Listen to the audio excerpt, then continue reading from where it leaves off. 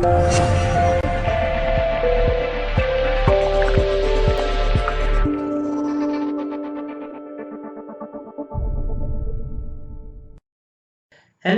this is Dr. Tai Ikomi, the author of the best-selling book, His Beauty for My Ashes, and also Forgiveness Discipleship, a 12-volume commentary on forgiveness. And today we start on the series of the social benefits of forgiveness.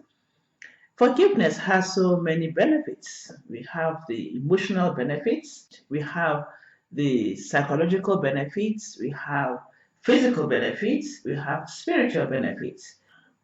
And today we are focusing on forgiveness frees us from victim mentality. Forgiveness frees us from victim mentality. Who is someone with a victim mentality? Let's look at how a dictionary defines it. Someone with a victim mentality is one who thinks, feels, speaks as if he or she is permanently damaged by the negative actions of others, even if it's not true. In other words, the mindset of this person is that the totality of his view in life is that he or she is damaged because of someone else's fault. Someone is to be blamed for why they are damaged. So that's the idea of someone with victim mentality. Now, one of the things that marks someone with a victim mentality is that the person has a grievous story to tell. He has so many stories to tell about what happened to him or her in the past. But the issue is that as he tells these grievance stories, some things are happening. One, he is presenting himself as weak before the people that he's telling this grievance story. And the person whom he does not like is really the one who is a hero. He's strong, able to really overcome the person with a victim mentality. And then, secondly, because he's presenting himself as someone who is weak, after a while he begins to think that indeed he's weak. He begins to see himself as someone who is so strong, as someone who is really who is someone that people target at because they see him as someone who is weepy. And then thirdly, as he continues telling this grievous story, after a while he thinks that really he's helpless.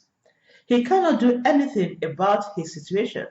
After all, it is the other person who put him in that situation. And because the person who put him in that situation is the one who offended him, therefore that person is to be blamed. That person holds the key of his life, of his success in his hands. He is helpless. He cannot do anything about it. And yet another thing that really makes this grievance story bad is that after a while the person now begins to exaggerate the offense. Why does he exaggerate the offense? Because he wants people to sympathize with him. He wants people to know the pain of his heart.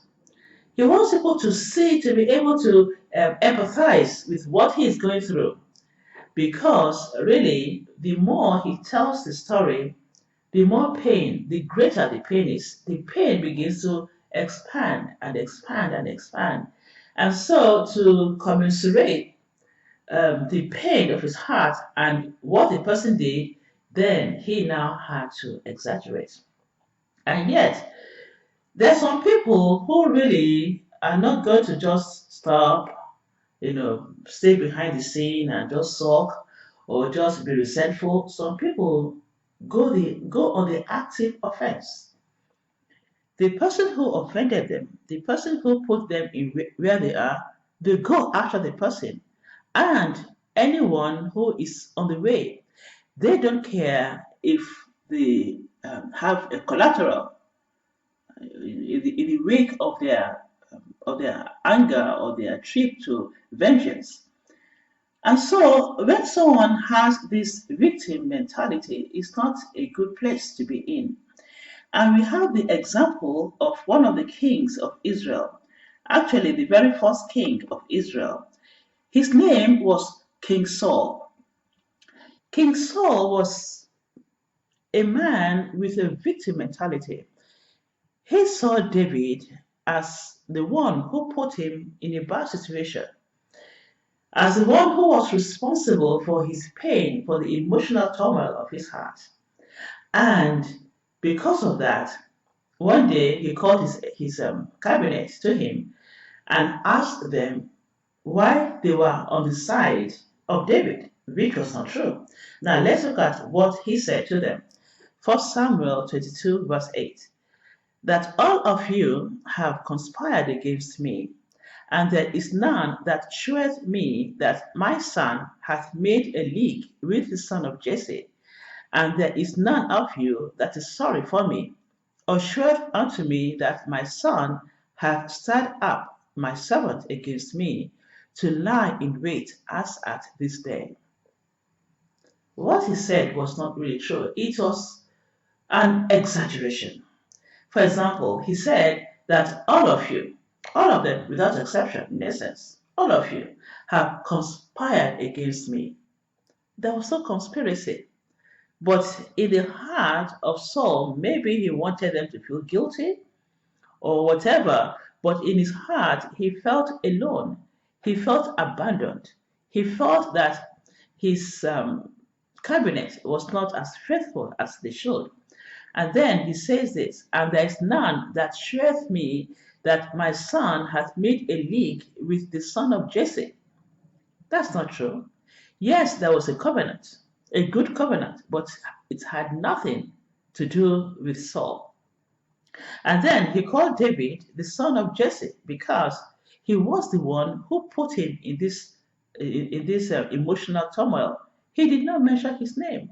He called him the son of Jesse, really out of spite. And then he now goes on to say, and there is none of you that is sorry for me. How could they be sorry for him when they did not know what was going on in his heart?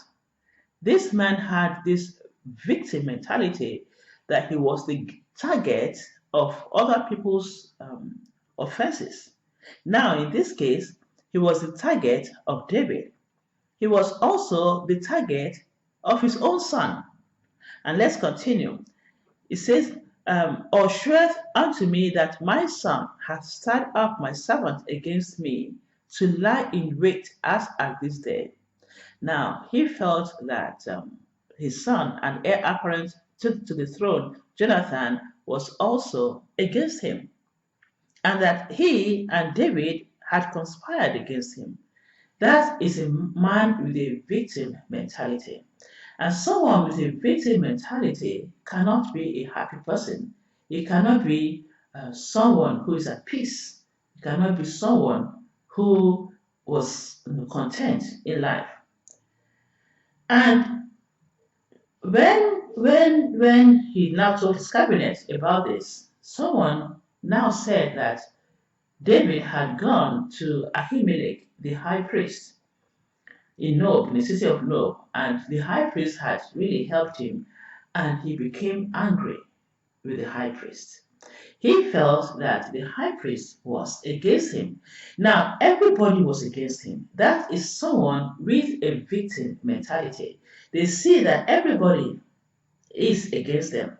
Well, he called the high priest, and this is what he told him after examining him.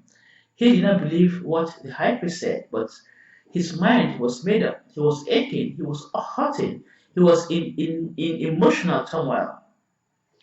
1 Samuel 22, verse 13. And Saul said unto him, why have ye conspired against me? Thou art the son of Jesse, in that thou hast given him bread and a sword, and hast inquired of God for him, that he should rise against me to lie in wait as at this day. And what happened? He killed all of them, 85 priests, in one single day in his palace. He killed all of them because he had this victim mentality. Someone who should have had a victim mentality should have been Joseph. Joseph really was a target of his brothers. He was really a victim of his brothers. This was a young man, 17 years old, who had no mother. All of them had a mother, only he and Benjamin had no mother. But he did not allow that to stop him. And you know what? Even after he got to Egypt, he still maintained his integrity to God. He did not really look at his brothers as being the one who really dictated the course of his life. He continued.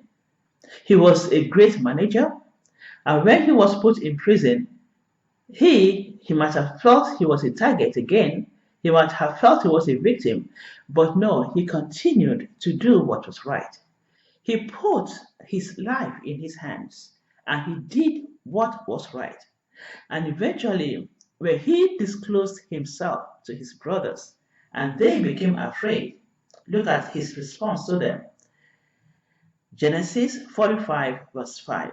Now, therefore, be not grieved, nor angry with yourselves, that ye sold me hither. For God did send me before you to preserve life. That was his mindset. He did not say, look at what you made me go through, and then begin to talk about his grievous story, one thing after the other.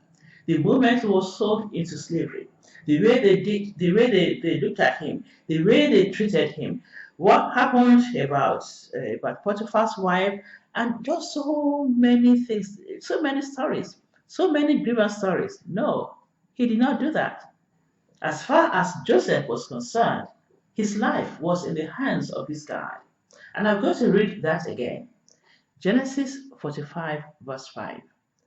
Now therefore be not grieved, nor angry with yourselves, that ye sold me hither, for God did send me before you to preserve life.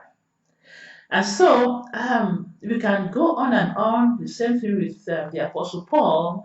Apostle Paul was also the target of his fellow Jews, but he did not think that because he was a target of his fellow Jews, he was just going to stop doing what he was doing. No, he continued. He said that he was a conqueror. He said that if he lived fine, if he did not live fine, everything was in the hands of God. He was a man who refused to have a victim mentality. Philippians 1:21, he told the Philippian church, he said, for to me to live is Christ, and to die is gain. And at this point, I just want you to think about your life, the situation that you have found yourself. Maybe you're happy with it, wonderful. But if you're not, or you have areas where you think that someone is responsible for where you are today, I want you, don't look at yourself as a victim. Don't look at yourself as if your life is in the hands of another. Do what Joseph did. Your life is not in the hands of another. Your life is in the hands of God. And I remember when I lost my husband and my 3 children to this drunk driver, young drunk driver. Well, there was the possibility of saying that, well, my life is over. How can I start all over again? My husband is gone. My children are gone. Life is over. This man has ruined my life. This man has shattered my life. This man has taken away my joy, my glory, my love. the children I brought into the world. He has taken them away. And so life is over. But somehow, even though I was young, I was about 32 years old at the time, even though I was young, somehow I did not want to give him that power. I felt that he's not strong enough to destroy my life. I just had that instinct inside of me. Not that I knew the scriptures to that extent at the time, but somehow I just did not want to give him that power. No, he's not powerful enough. I know that I am a child of God, and I know that my Redeemer lives, and I know that he is in control of my life. And that was what was keeping me sane, that no one could destroy my life, not when my Father in heaven is sitting on his throne and watching me as his child. Now, what does forgiveness do? Forgiveness does something. Forgiveness changes now your grievance story to a testimony. That was what happened to Joseph. His grievance story, what his brothers did, bringing him and selling him to a strange land, is now a testimony. Yes, they did what they did, but you know what he said? He said that God brought him to Egypt to save many lives. That's a testimony. And that's also my testimony of the grace of God, of how I was able to go through the pain of losing my entire family in one single day. You see, my story is not about how that young man um, changed my life. No, my story is about how the grace of God enabled me not just to deal with the pain, but also to forgive the unforgivable. And number two, forgiveness puts you in driver's seat. You no longer have to depend on anyone to now change your situation. You are in control. You are in control of your destiny. And then number three, forgiveness frees you from negative emotions. Joseph was a happy man. He was not unhappy. He was not angry. He was a happy man. Why? Because he forgave his brothers. And then number four, once a victim of injustice, you now become a survivor. Hallelujah. You are now a survivor. Well, I'm going to just encourage you that it is time to claim your life by forgiving your offender.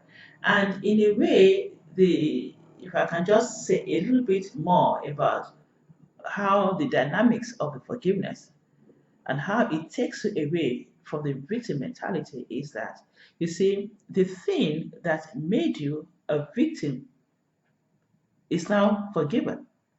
And because it is forgiven, you are no longer tied to it. You are no longer tied to it emotionally, mentally, in any fashion. If the person is gone, the offense is gone, and so the pain that is attached to the offense is also gone. Because if the person had not made you or had not offended you, you would not have seen yourself as a victim. And so that is the idea, that is the dynamics of forgiveness. When you forgive, you are now free to put together the broken pieces and trust that God will do that which is right. Well, food for thought. Who in your life do you think is responsible for what you are going through, that you are blaming, that you are angry with? I want you to get up and I want you to declare that my life is in the hands of God. I reclaim my life today.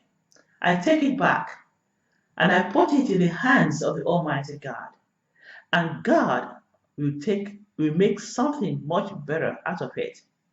Romans 8 verse 28 says, and we know that all things work together for good to them that love God.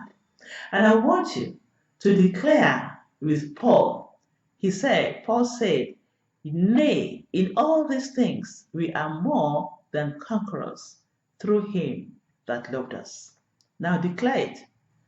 I am more than a conqueror through him who loved me.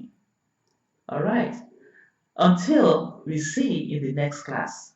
Goodbye and God bless you.